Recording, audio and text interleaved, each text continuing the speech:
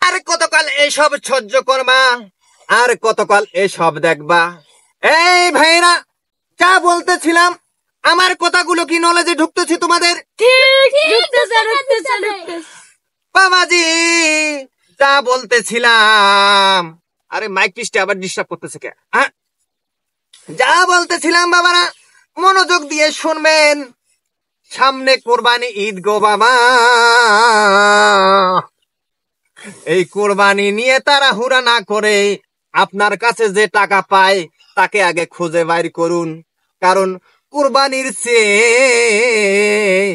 ঋণ পরিশোধ করাই উত্তম। কথা বলেন ঠিক না বেঠি? ভাইরা, মা বোনেরা, সবাই মনোযোগ দিয়ে শুনবেন গো মা ভাই গো। এই পৃথিবীতে অনেক গরিব লোক আছে গো বাবারা, আছে না নাই? আপনার বাড়ির আশেপাশে আছে কি নাই? কুরবানির মাংস যখন আপনার বাড়িতে পৌঁছে আসবে, এই মাংসটাকে 3 ভাগে ভাগ করতে হয়, হয় কি হয় না?